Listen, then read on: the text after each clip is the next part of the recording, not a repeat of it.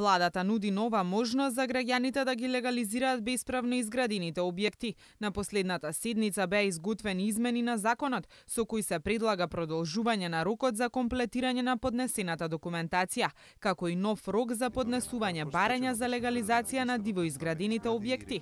Со измените се предлага рокот за поднесување барања да продолжи до 31 март следната година, а за оние кои веќе имаат поднесено барање да можат да достават геодетски елаборати до 31 декември 2016 година.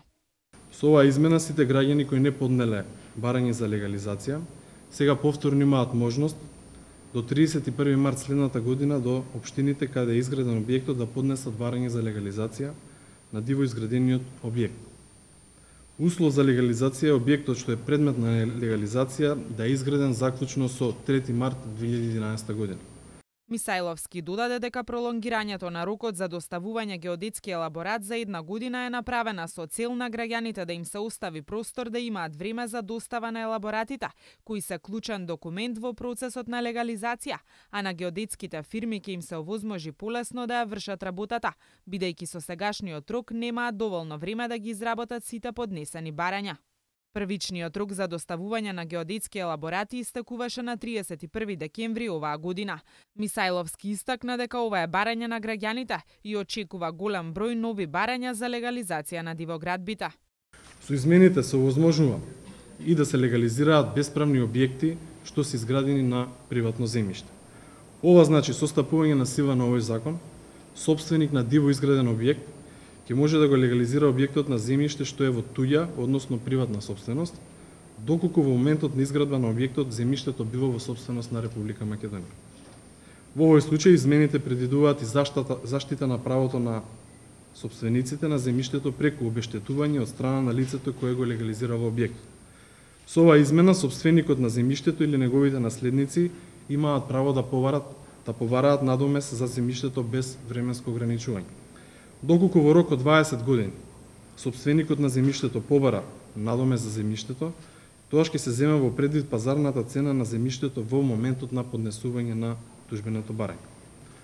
Доколку собственикот на земјиштето по истекот на тој рок од 20 години побара обештетување на земјиштето, тогаш во предвид ќе се зема пазарната цена кога за објектот е објавено решението за утврдување на правен статус во Службен весник на Република Македонија, односно кога објектот е легализиран. Собственикот само по исплатата на земјиштето ќе може да се стекне со права на собственост врз истото, а доколку во рок од 20 години собственикот на земјиштето не бара надомест на штета, тогаш собственикот на објектот во судска постапка може да бара право на собственост врз земјиштето. Со измените се предвидува и доколку вредноста на земјиштето е поголема од вредноста на легализираниот објект, собственикот на земјиштето може да плати надомест за објектот или да го купи истиот. Оваа измена не важи за објектите за домување или објекти од јавен интерес. Се дава и можност да се легализираат објекти изградени на земјиштето на Република Македонија, со право на користење на други физички или правни лица, без да се заверува изјава на нотар за колку време го користат земјиштето. Предложените измени според Мисајловски се во насока на забрзување на процесот на легализација за оние кои нема да искористат оваа можност и нема да ги легализираат објектите, ќе се постапи според законот за бесправно изградени објекти.